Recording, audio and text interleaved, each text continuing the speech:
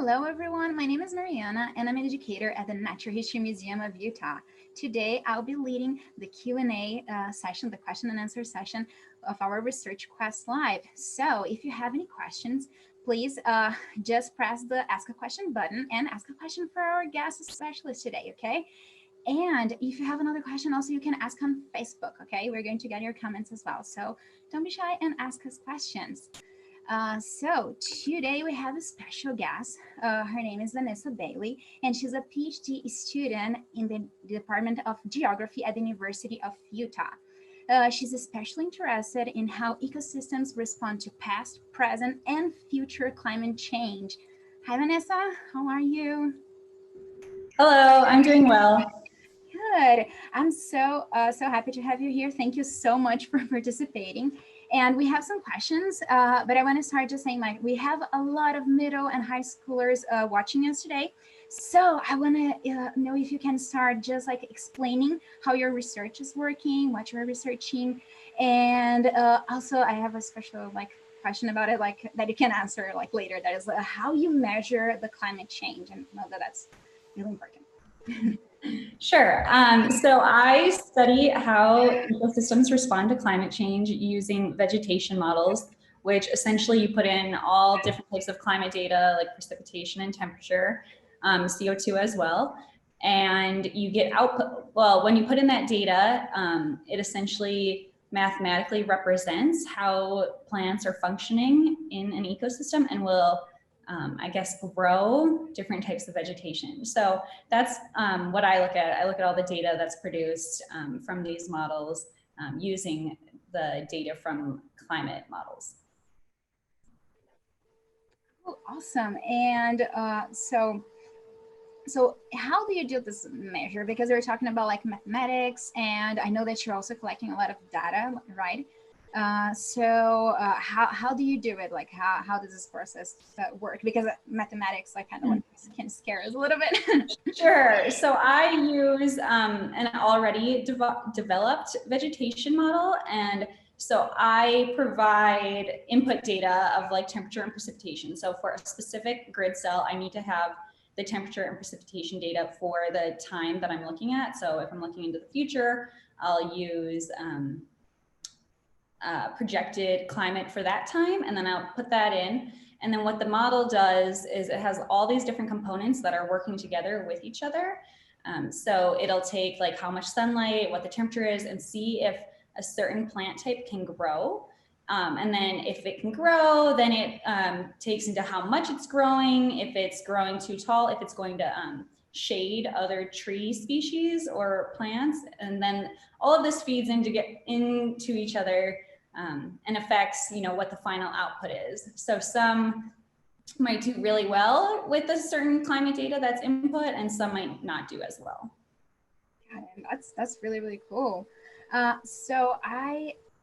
next question for you would be like, what made you interested about this topic? Like, can you like explain how did you start? Sure. I've always been interested in science, and initially, I think as most students start college, they kind of just start and then they change their mind, which I definitely did. Yeah. But I just one day I didn't like what I was studying at the time during my freshman year, and I honestly was watching the weather, and I thought like, being like a meteorologist, that wouldn't be a bad job. And then at the university I was at for my undergrad, they didn't have an atmospheric sciences program, so I got involved with geography. My advisor there like suggested climate, and then just as I've progressed through school, I've become more interested in climate, more interested in ecosystems. So I guess that's kind of like the long answer of just like a roundabout way. But it worked out really well. I'm really happy, and I'm really interested in continuing to learn about ecosystems and climate change. So yeah, that's really, really cool. Yeah, and everybody like changes a little bit like the topic sometimes like that. That's totally normal.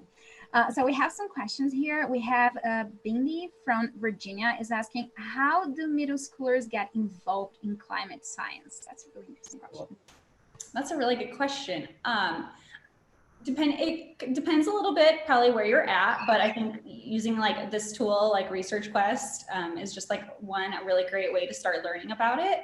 But other than that, I would say, talk to your science teachers. If you have a museum nearby, if you have other types of science centers nearby, that's really a great way to start learning more about it. Other than that, there's just other ways to get involved in your community. Whether it's like encouraging and supporting different sustainability programs, including recycling, public transit, things like that. So I guess two sides of like the learning, using museums and your teachers, or just getting involved and active in your community. Yeah, sure. Yeah, that was a great question. I have another question related to the models part. Kat in New Orleans is asking, what do your models look like? Like graphs, 3D models? Yeah, I think that's a really good question. Yeah, so it looks very, I don't know how to say this, very like computer-ish. It's very much like just different text files with code indicating what should happen if a certain calculation is determined, or if it should direct the model in a different way. So there's a bunch of different file types that are kind of like interacting with each other and coordinated with each other. And then, so I like use a shell, which is just a fancy way of working on your computer, I guess. And so when I like run the model, incorporating all these different files, I get data outputs. So I'll just have percentages essentially of different plant types. And then that I can use and create, images or like maps that kind of show those changes. So it's very much a lot of numbers. So it just looks like a lot of files and a lot of numbers within those files. Yeah, and now you're talking about like some plans that you're studying. Do you have like some examples maybe of some plans that maybe like students may know that you are using as examples for your study? Yeah, so for now, just because there's a lot of species that share similar climate ranges. So for example, a lot of like boreal needle leaf trees, they have the same kind of temperature constraints and precipitation constraints. So I look at, broader types of plants. So I might look at like boreal needle leaf or like a deciduous broadleaf tree, like, like maple would be included in that, but it's kind of more encompassing of all those types of trees. And then I'm working on, you can get more specific and really fine tune some of those if you want to make it for a species. Got it. I also have another question from Arthur in Miami is asking, do you have a hard time with the technology part? Because I think because of what you're talking about, like the models, like a lot of numbers. And he's also asking, do you have to consider the weather when you bring technology into the woods? I think there's like two questions. If you want to like answer the first one, okay, you can repeat sure. The second. So, sorry, what was it? If it's challenging using the technology? Yeah, if you have like any hard time like using the technology. Yeah, I would say it's definitely a learning curve. When I first started, I was overwhelmed. But over time, I really do like math. And the more you're, working with it, the more you're analyzing it, I do think it gets easier. That's not to say that I haven't run into issues every now and then. And for that, I just have professors at school and my advisor that I can rely on and help me problem solve and work through those issues. Yeah, that's really good to have like professors, like advisors to help you. Yeah, they're much needed. Yeah, and like he's also asking do you consider the weather when you're like bringing technology into the woods? And I think that's a really good question with something that I was also going to ask. I was going to ask you about the field work, like as a scientist, if you can tell us a little bit about it and maybe like tie into this question of like bringing technology into the world. Sure. So I don't do a ton of field work just because I'm mostly on a computer, but I have, anytime there's an opportunity to go into the field, I do love to take it. And definitely, I wouldn't say most of the time we're using different machine type elements that don't necessarily have like digital components to worry about with the weather. But I will say, one time we were in the Uintas on a lake trying to get a core down from the sediment. And it was very, the weather kept changing. A short, small storm would come in and then it would go away. So we were constantly rowing out onto the lake. And then when the storm would come in, we'd try to get off of the water as quick as we could. So we're definitely managing those types of things. We try to plan to not have to, encounter those, but especially in the Uintas where the weather is, kind of touchy and definitely changes a lot or often. So I would say the stuff that we're using, we don't necessarily need to worry about just because it doesn't have as much of like those digital elements, but we do get into situations where it more affects us, not the materials. Because it makes like difficult to continue doing the research. Yeah.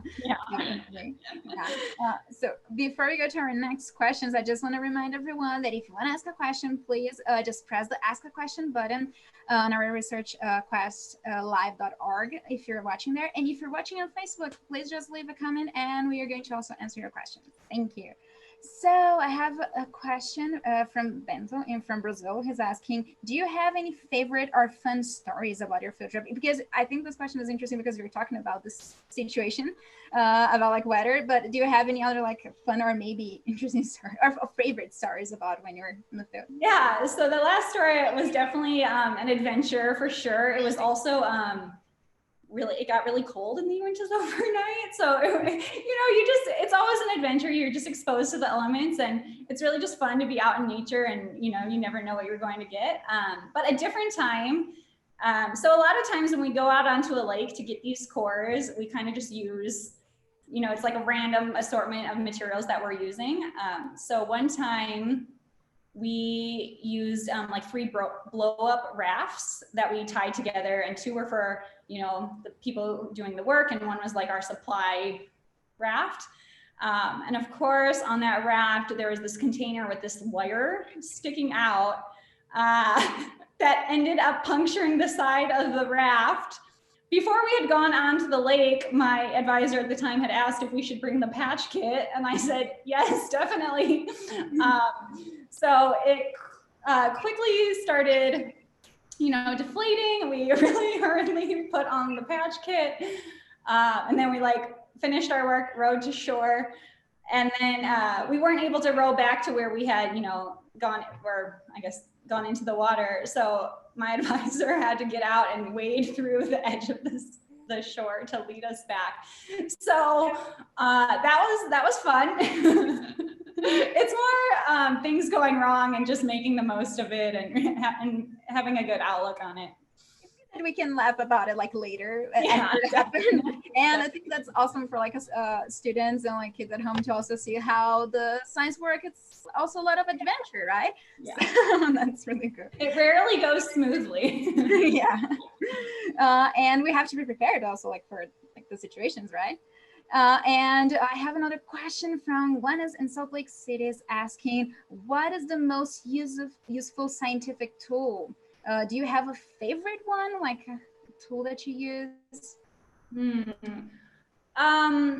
This is difficult. Difficult to answer for just a lot of reasons. For me, I obviously, since I use models, I see the benefits of a model as a tool because we're able to analyze a lot of different outcomes, things like that. It really makes us have more opportunities to study the science or what the future or past might have been. But other than that, I think just the coring stuff that I was talking about before, that's used to collect sediment from lakes, which then we can study charcoal and pollen, which helps provide us with an idea of what the past had been. So I'd say the materials needed to collect that. But along with that then, so I would say that's my favorite tool in the field. There's the favorite tool that I use, and then the favorite tool in the lab is probably the microscope, just because you can analyze all that pollen and charcoal and microscopic material to see what might have been going on. Oh, that's really cool. Yeah, you use a lot of tools. It's good to choose like the favorite one for sure. I have another question. What? Oh, okay, it's just a question. Just a second. Oh, how do you find funding for your research? Ah, yeah, so a lot of it depends a bit. So when I first started in grad school, I was a TA. So I was doing, research on the side, but I was getting money just because I was helping with classes or teaching a class. Yeah, I before I know how it works. Yeah. But otherwise, a lot of students in grad school are RAs or research assistants. And with that, sometimes your advisor might have a grant that they, applied for, maybe with like the National Science Foundation or whatnot, where they have money to support a specific research goal. Or you can often submit your own and hopefully you get funded for them. There's smaller grants throughout the university, things like that.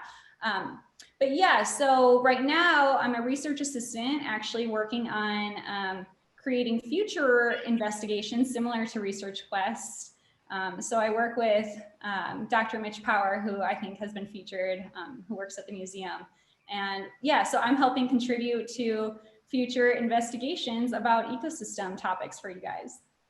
That's awesome, and it's so I'm so happy to have you here today because while we were like watching like the class today, it's so like we talked about like the measurement for like the plants and how like they're seeing like the changes in the ecosystem. So good to have you here to also complement this class today. It fits so well. I have other questions here, so I just want to start like asking so we don't lose time.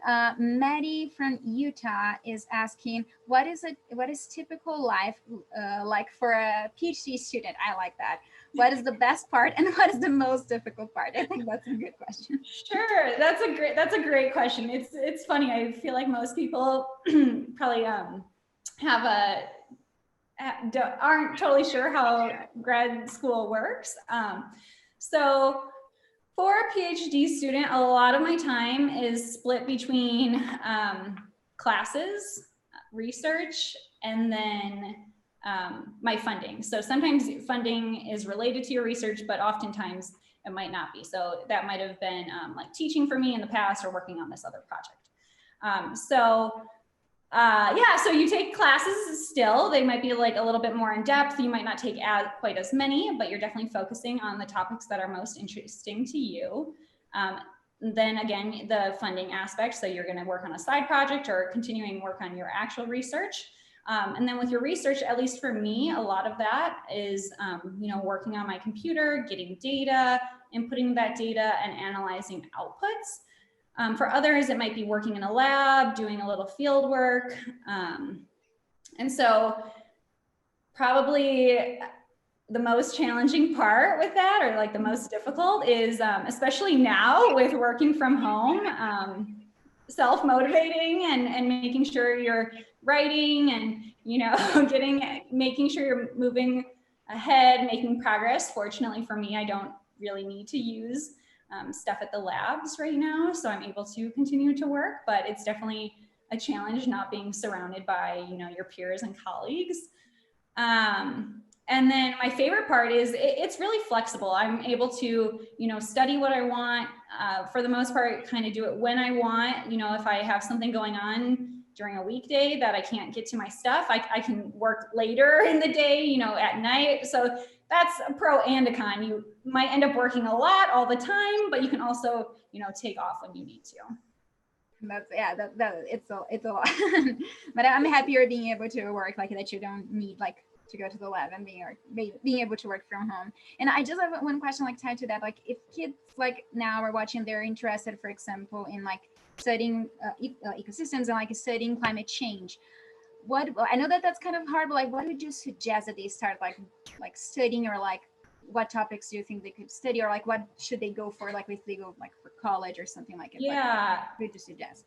I would suggest finding something that they're most interested in. So there's many different aspects of climate change and ecosystems, and all of it is important. So really finding something that you enjoy, I would say start there, because if you're interested in it, you're going to be motivated, you're going to want to continue to learn about it. And so that might be something like studying like how water moves through the ecosystem. It might be studying like a specific plant or a family of plants or animals, you know? So I would say start by thinking like, what is most interesting to me? Is it how the trees are responding? Is it how water is affecting things? I would start there. And then I would really just start exploring, you know, try starting in your community or at school, seeing what resources you can find. And often I would say a lot of the people that you talk to about it can connect you with other people. You know, I ended up here in Utah because my advisor at my undergrad, you know, suggested it. So everyone is like, I would say in the field is more than willing to help and get you connected with people who are experts in that area. Yeah, that's awesome. Yeah, I'm also asking because like teaching, like as an educator at the museum, we see a lot of students who are interested by animals, for example, and like they're interested like in climate change. They know that they can also like study like other topics like animals, like specific plants, as you said, or water. That's awesome. Before you continue, I just want to remind everyone that if you have any question, please just press the ask a question button or leave a comment on Facebook. Okay, just don't be shy and ask some questions. We have the next one also from Utah. Kelsey's asking, how do you find a science mentor when you are still trying to find what science interests you? Wow, that's a really good question. Yeah, that can definitely be difficult. I would say if you find someone that, you know, you can get along with, that's a great place to start. Most people want you to do well, even if or I would say everyone wants you to do well, even if it's not in, you know, their field. So if you just express interest in science to someone who, you know, you might not end up studying their specific topic later on, they would still help you get involved and find, you know, your right fit. I was fortunate that when I switched, in undergrad to geography, I happened to be enrolled in a class taught by someone that I ended up really, you know, like connecting with, getting more information about. So potentially like if you end up being in a class like later on with a certain teacher or a professor that you end up really liking, I would definitely recommend, you know, like introducing yourself to them, talking to them more, learning more about what they do. Sure. Good suggestion.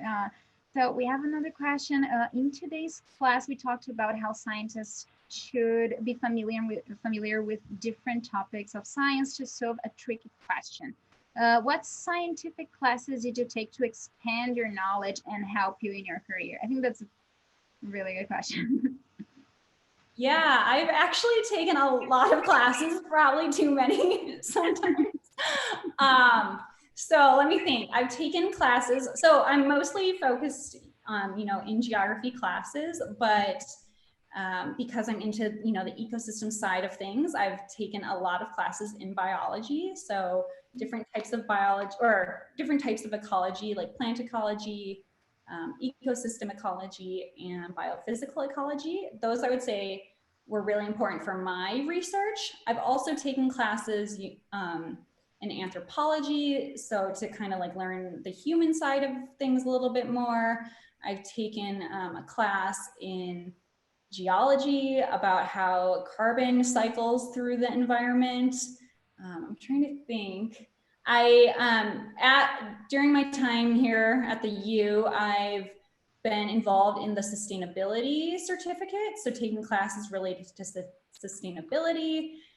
You know, I just am a little all over the place, you know, learning different things. I also have even taken classes about teaching, so, you know, how to explain things to students. Last summer, I had a fellowship about data management. So I've kind of just been like doing little bits and pieces here and there to kind of get a bigger picture and outside perspectives about how I should incorporate things or understand things. So yeah, a little all over the place, but anything that's mildly related to or more strongly related to my topic of interest, I've just, you know, classes, that's the best time to learn, I think. So Yeah, it's so good that like you can learn like all different like these different topics, and they can all be really helpful. So yeah, that's awesome. So scientists, they need to know a lot of things. So I have another question from Denver. Lauren is asking, if you weren't studying climate change, is there another science you would you would want to study? That's a good question. That is a good question. At this time, I don't think so. If I would be doing something else, I think it would be a little bit not totally science related.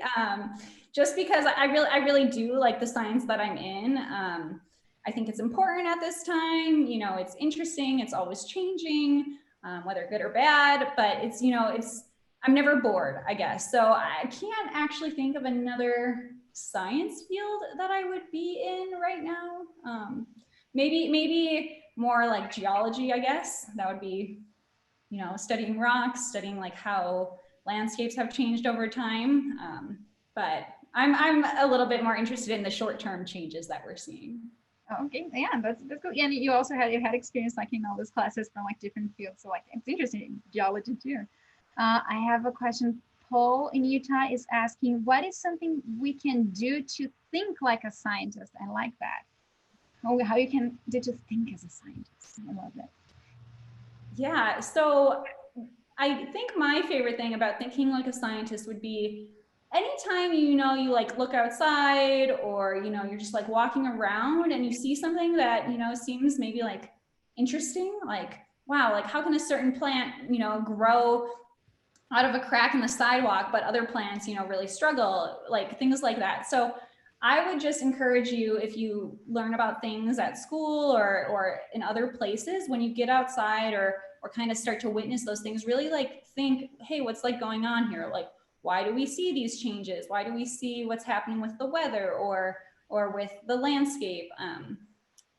So so I would say when I go out in nature, I just kind of take a step back, look at it, and like think a little bit more, you know, reflectively.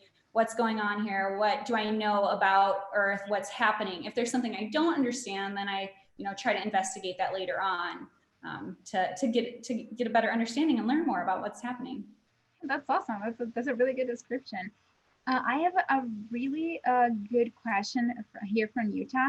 Nick is asking, are there any climate change projects that like regular people can get involved with? And I would like, since we don't have a lot of time, I would like tie to like a question that I wanted to ask is like, if you can share maybe a little bit of like some results that you're getting like in your research, if you have some like that you would like to share. So maybe like relate to this question, like what regular people can do and if you have something to share. Sure.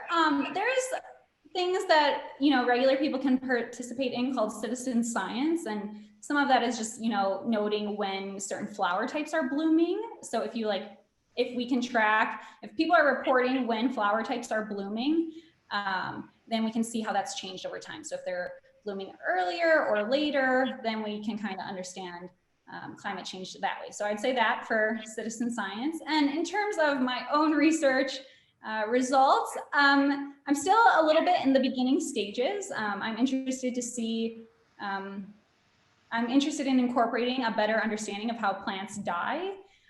So that's what my results will end up being, I guess, like just how we can improve models to make them more representative of ecosystems. But currently I don't have anything great to share in terms of that. Oh, no, that's okay. I don't know if we're almost out of time, but I have a final question really quickly, if we can ask. Like, Mary in Utah is asking that because yesterday we talked with Allison, and she's the herbarium collection manager at the museum, and she's asking if you ever like use collections from museums in your data work. Yeah, it depends on what you're studying, right? So it depends what your research question ends up being, but we can definitely use those specimens to see how things have changed, making sure we have identified a plant species correctly if we go out somewhere and collect a new one. But if you can see where a plant had grown, you know, some of those records are from, I don't know, like decades ago. We can see if it still is there and, you know, how climate has affected it if it's no longer there. Awesome. Yeah, that's really, really cool.